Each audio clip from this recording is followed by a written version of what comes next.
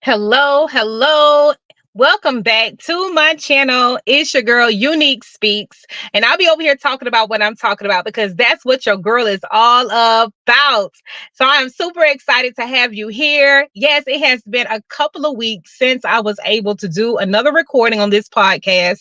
And so I know you're here to listen to this episode, and I am here to tell it to you. So before we jump into it, let me just get this quick introduction out the way. Thank you so much for stopping by my channel. I am super excited that you decided to stop in and get your healing as well. Okay, this is not me giving out any secret antidote to how we get our true identity. Okay, we know our true identity is in Jesus Christ. That's what we talk about over here. I love talking about Jesus Christ. I love talking about my salvation. I love ministering salvation to others to draw them into Jesus Christ, to know who he is and know how much they are loved. Okay. And so with that being said, I'm super excited to, just to let y'all know, okay, in the midst of these couple of weeks, I have been moving. And so me and my family have finally got settled in just enough for me to do this recording. Let me just say it like that. Okay. Pray for your girl. Okay. But however, I'm super excited because this podcast is a way, a form of fashion for me to help others see healing in a different way. Healing, with facing fears, healing and making changes, healing and seeing things in a new perspectives, healing and moving forward in a different way that we have before. So I pray that this does help someone, encourage someone, inspire someone to move forward in healing and finding Jesus for themselves, having a relationship for themselves so they can know who they really are in Jesus Christ. And so I just wanted to just say that quick introduction so you know what this is all about. Stay tuned to get into this story. Check out the other episodes so you know what's going on and you can stay up to date with everything. But go ahead and share this out for me. Hit the like button for me. Tell family and friends, hey, this may inspire you. This may help you overcome whatever you may be going through, whatever it is. Pass it on if you feel it in your heart. But other than that, I'm just grateful to tell my story and may God get the glory. Okay, so let's get it in. Thank y'all. It's your girl, Unique Speaks. Talking about what I'm talking about. It's your girl, Unique Speaks. Talking about what I'm talking about because it's what your girl is all about.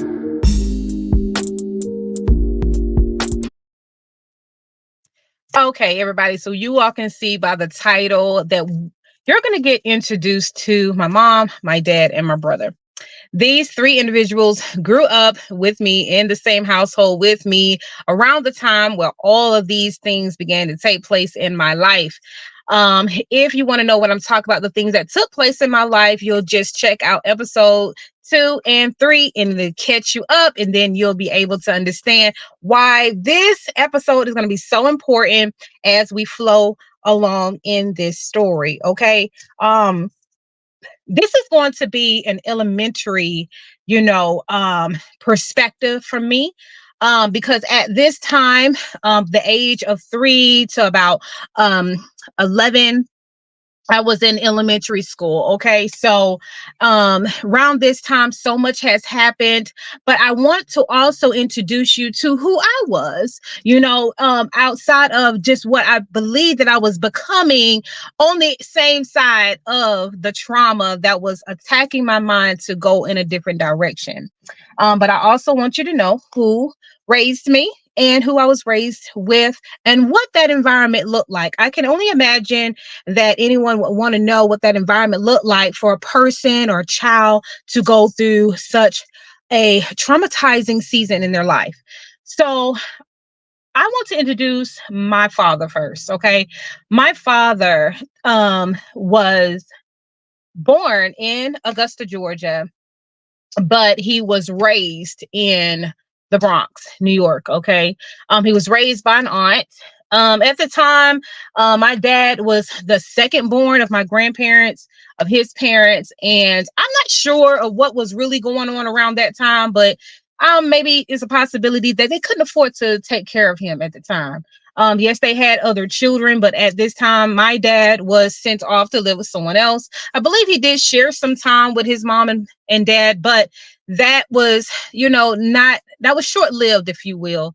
So the stories my dad you tell me, you just shares with me that it just wasn't that same type of bond that it seemed like I was growing up in at the time, that my dad would have had with his parents, as far as any type of conversation. And what I'm saying, you don't question nothing. And my dad used to talk about how strict his father was, with them. So I've heard all kinds of stories, but just from my dad's perspective, I pretty much understood that they just did not have that same relationship as we did at the time.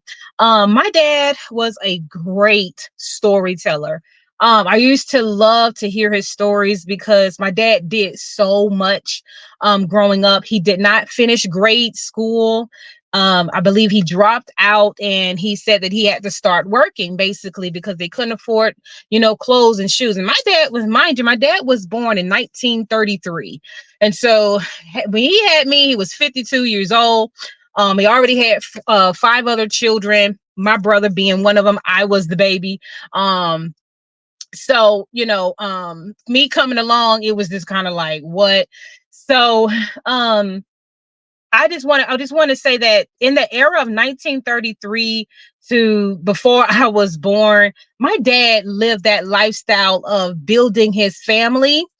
Um, I've learned so many different stories of him being in the Bronx, how he grew up, some gangs that he was part of. He got into the military. I believe he fought in the Korean War. Yeah, I mean, he's done so much with just an elementary, education. He the jobs that my father's has had. He's flown planes. He's drove boats, city buses, trucks, 18-wheelers across the world. I mean, my dad had jobs, and he lived and experienced life in ways that I, vicariously lived through him when he's told us his stories. And one thing about my dad, by the time I got here, I like to say it that way. Me in as a little girl, about the age of 3 or 4, I was calling my dad Sam because that's was his actual first name, Samuel. But Sam is what my mom used to call him all the time around the house. So I literally would walk around the house saying Sam if I wanted to call my dad, and that changed till I was about 7. But however, my dad had a strict posture about himself. I used to literally think that he had the wrinkles in his forehead because he frowned so much. My dad would walk around with a frown on his face sometimes, as he was mad, but he most times he wouldn't be mad. It was just his face. It was just that's how he settled in his face. And he was a very zero tolerance type of a man. He didn't take a lot of mess from anyone.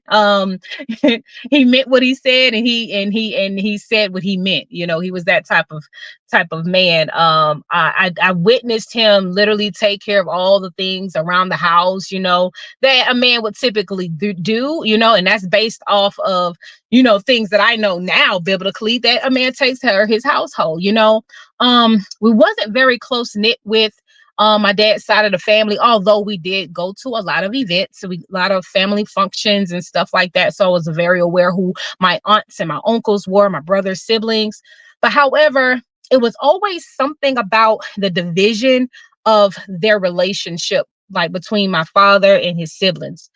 And it could have been a lot to do with, him growing up in a totally different state than they were, and by the time he did come back, they were all adults, and you're just trying to, now rekindle and trying to build relationships. But there was a lot of times that they would just do things that were just not so inclusive to us. We would seem like the black sheep of the family. Like my dad my dad felt like the black sheep of the family. He felt as if he was always, the outsider to his brothers and sisters who had a bond that, that he didn't have because he wasn't raised with them. And so, I got the father that loved them so much and wanted to be in their life so much. And then I had to turn around to see my dad be hurt and his anger, his emotions, and how he dealt with it. But then I always saw him loving right back to them again. That's one thing that I do know.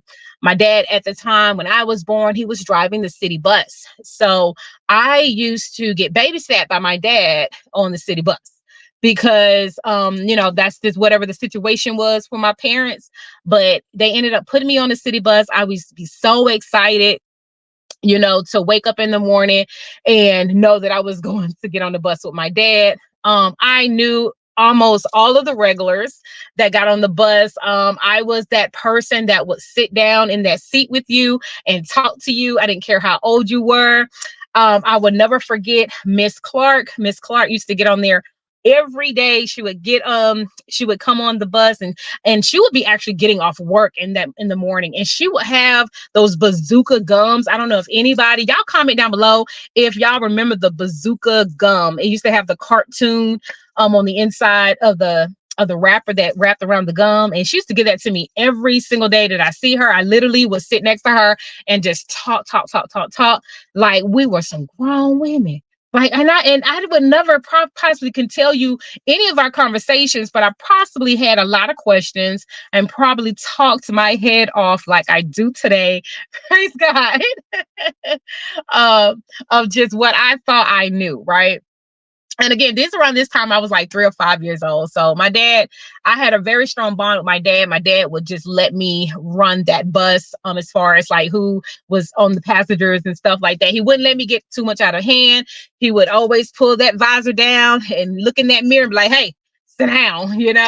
But then we would get to one of his sites that he, his point locations, and would take that time. And my dad I used to love how my dad could just walk up to anybody and talk to them, not realizing even for myself, I was doing that same exact thing. And I would listen to my dad talk, and I used to love to hear how his accent, his northern accent would come out so strongly, when he was speaking to people. So I admired, how he spoke to others and how you would never would have known that he only had an elementary, grade level education. You would have never known it. And so I met a lot in the military because he was one of his routes was on the Army base. So I mean, it was just a lot of experience, and I have a lot of great memories. I don't have any poor memories too much about my dad, besides when there was an occasion where my dad began to I guess get to the point where I don't know if anybody was saying something about him on the job or something, but another woman used to come and get me off the bus. Okay. So they used to come and get me off of the bus, and I used to go to her house, and my dad would come and pick me up. And this went on for quite some time, 4 years. And my brother was in school. So when he was in summertime, he used to ride the bus with us. And then she would pick us up, and it would be the same routine. There was a lot of things that I want to be careful with some of the things that I do share, but there was something that was going on, at that time. This is an early stage of my parents' marriage, their lives, and me and my brother coming along. And I'm at that time, I believe my mom is like 34, 35 at the time. My parents were 18 years apart. And so my mom, she worked from that morning when she would drop me off to like 3 p.m. that afternoon. So I would be mostly with my dad or this babysitter who used to pick us up. And there was a particular time where, my dad would come on and visit, and he wouldn't, come out the room, and I was always wondering, what was going on. I was, I was too young to really wrap my head around things, but I just knew something wasn't right. You know what I mean?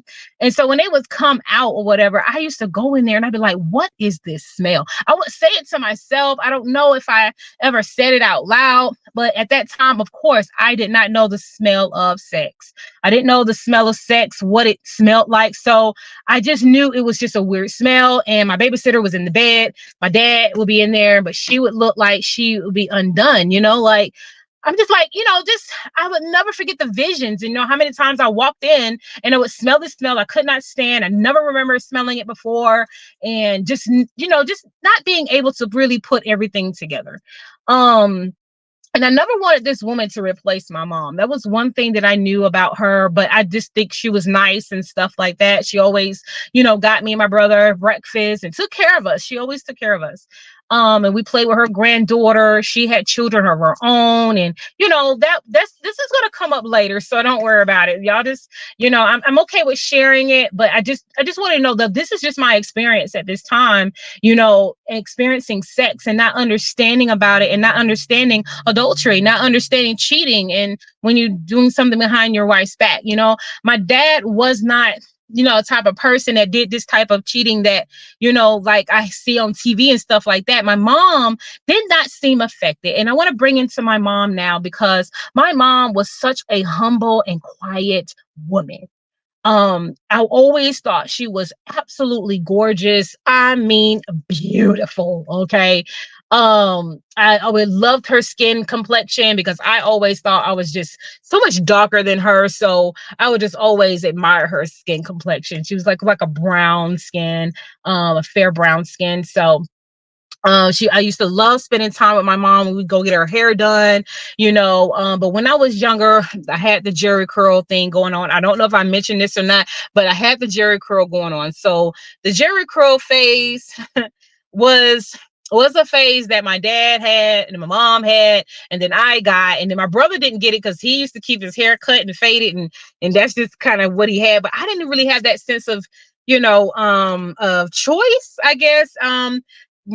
4, 5, 6, maybe even 7. We can go to even 8 and 9 and 10, because when I got to about 10 and 11, I was straightening my hair out with a flat iron and breaking my hair off like crazy, because I was tired of being called Juicy Curl, Jerry Curl, all of these different names about my hair. My mom used to style my hair a certain type of way, but at the same time, I still got picked on.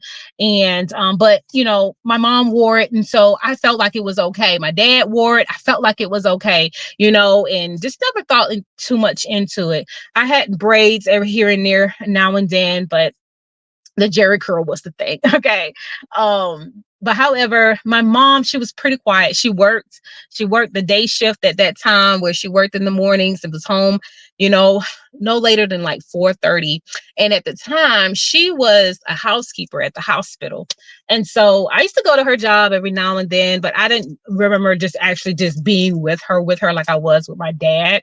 So I spent a lot of time with my dad than my mom when it came to my very, very young years. I remember my dad doing my hair, getting us dressed and stuff like that. He was doing the best he could with me, even as for being a girl, even doing my hair and stuff like that. But my mom, she just worked a lot, so I didn't spend a lot of time with her when I was really younger, but she definitely had her share of time spent with me, doing my hair or getting me dressed. My dad used to go out of town, and we used to be left at home with my mom, and we would just go down in the room and sleep with her on the floor. My mom was really going to like laid back. She wasn't as strict as my dad. She respected my dad. She honored my dad. I mean, my mom gave me, if nothing else, the illustration of a wife honoring her husband. I mean, from the time that we would sit down and eat at the dinner table, my mom would make sure my dad pulled the first dish to make his scoop onto his plate before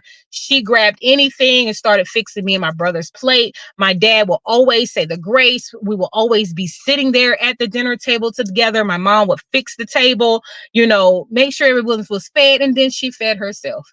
I never saw it as like, oh, my mom is putting herself on a back burner. I never saw it as, my mom is depleting herself or, is wearing herself out for us. I never saw it that way, because she never wore it like that either. She never seemed like she was just awfully tired or like drained or anything like that. She seemed like, to me, she was pretty balanced, balanced and, well taken care of. She's always had her nails done and her hair done, and she always dressed nice. So I was just like, just going with the flow and just learning some of the things that she picked up on. So as I got older, start getting chores and stuff, my mom passed those things down to me. And so I definitely learned that when I played in her makeup, she'd be like, okay, now you going too far. You know what I'm saying? She didn't wear a lot of makeup, and she only wore it when she was going to something, a special occasion. And you notice I haven't said church, because around this time, from the ages of 6 on up to about 10, yeah, we didn't really attend church a lot. So between me and my mom, it was just those moments that we would have when she was off, and then it would be that.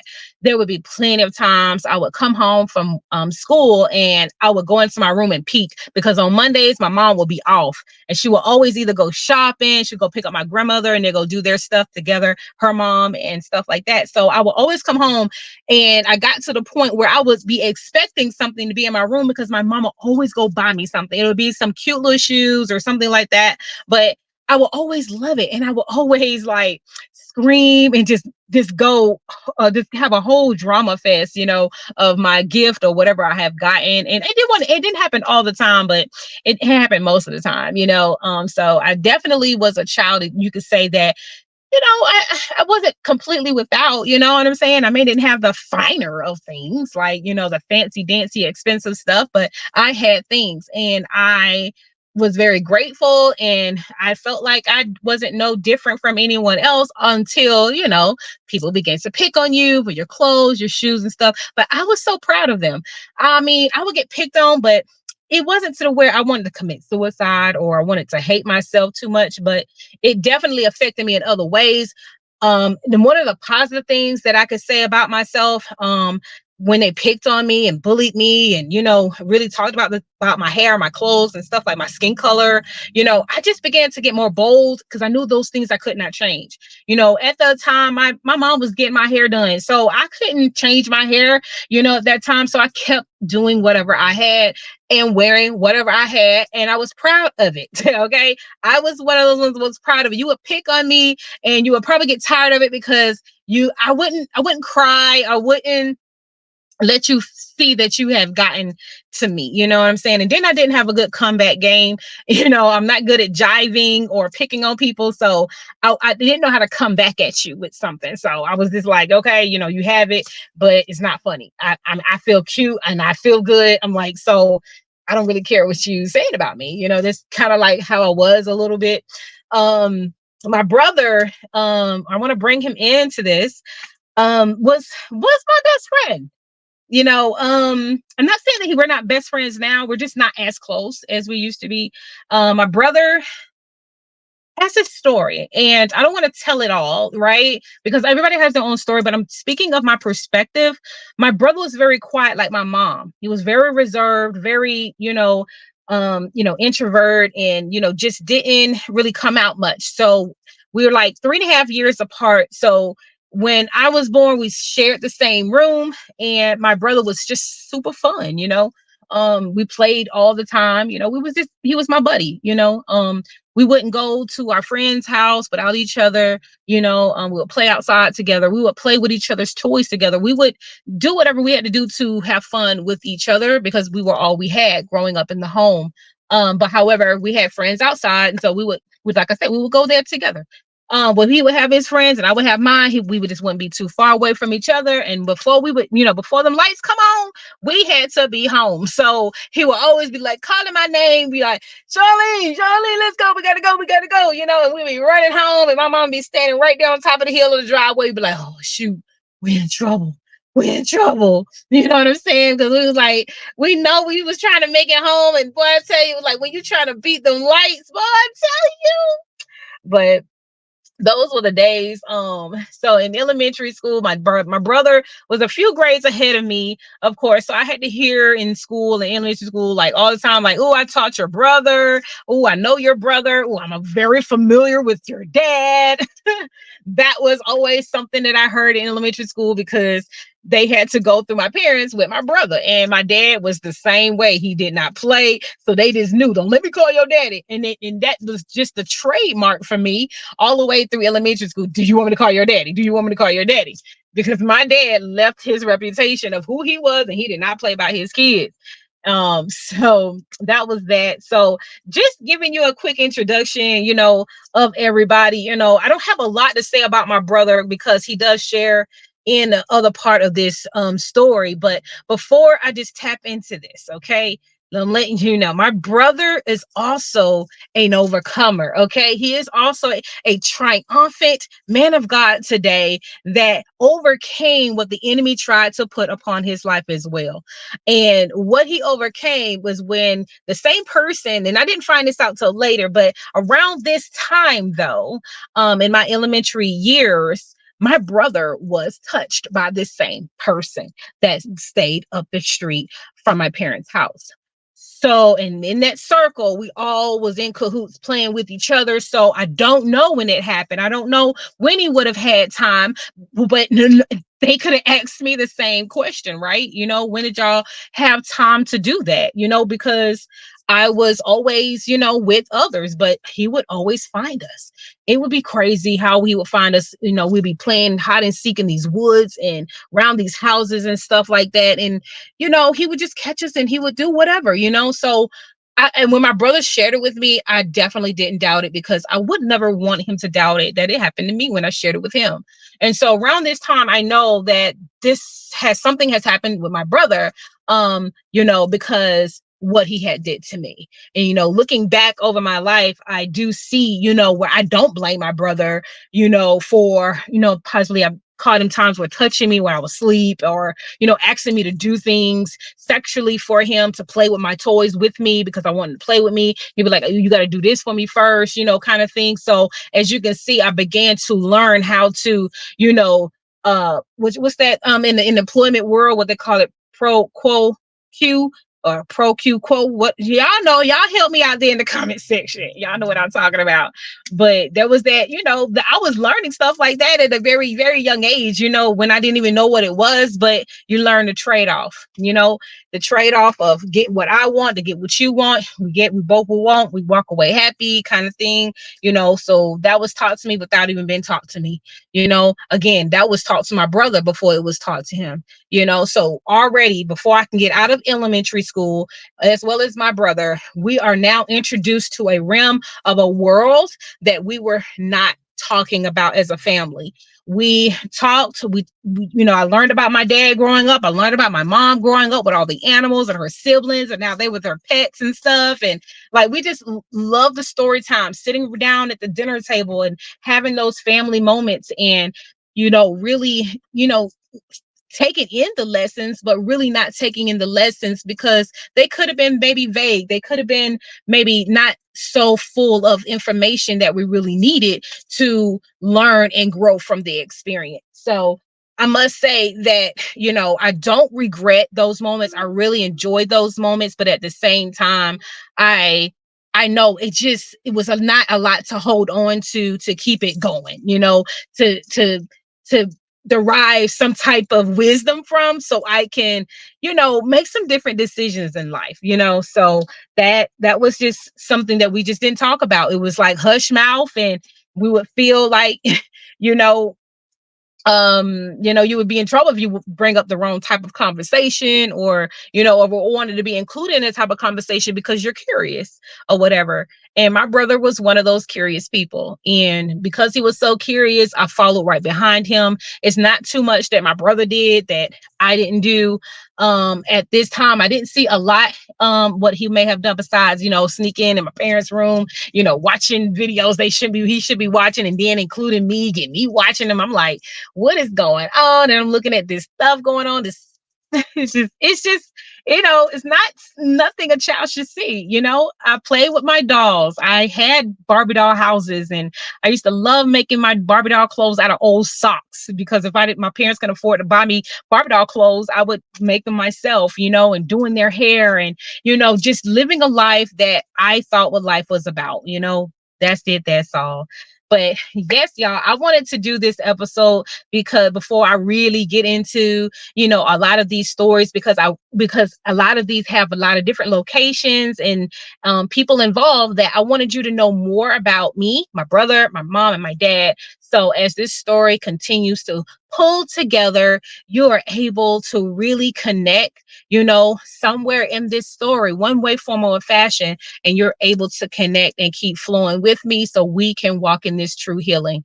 And I'm excited because I am walking in my healing. I do know who I am, and I am not that promiscuous woman that I used to be. And I'm not that little girl who used to be timid and, scared or feel lost because I'm being buried under lies and manipulation. It's definitely a different vision, for me today. And I'm just speaking from a place of strength. And I thank God for this strength, because it's only through his strength I'm able to talk about these things that I went through that could seem embarrassing or shameful, but it's my story. And without that story, you would not be able to see how God kept me all these years and how he evolved those great little pieces in there. As y'all can hear them, the things I took away from my mom, things I took away from my dad, and you're going to continue to hear that through this series. So I thank you so much for joining me on this episode. It was a little bit longer because I really wanted to make sure I give a great illustration of my family, because we are just like any other family. I'm just the one who's putting a mouth on it and speaking our truth, because we are an amazing family that's still standing strong today. We lost my father April, I want to say it was April 2nd, 2017. And it has been just a journey of evolving ever since for me. When I lost him, I have been becoming who God called me to be. And it has been a journey of an eye-opening journey of just seeing that I could have always been her, but I had to go through what I went through for me to be exactly who I am today. All right. So there's so much more. I pray that you are excited to hear more, and you stay tuned for the next episode. And there will be quite a few different episodes dropping this week. So stay tuned. Thank you for sharing. Thank you for liking. And if you haven't already, subscribe so you can stay on this journey, continue to hear this story of me becoming who I am today from everything the enemy threw at me, just so I wouldn't become who I am, And that is the same thing for your life. So if there's something blocking you, or you're not walking in your true identity, it's a reason. And God has you here for a reason. And we are going to see the outcome of it. I want to hear your testimonies. I want to hear your feedback. Please let me know if you're enjoying this story, and if you're getting anything from it. If you any questions, I would love to answer as we go along. All right. So thank you so much. And I'll see you all in the next episode. Have a wonderful and an amazing weekend.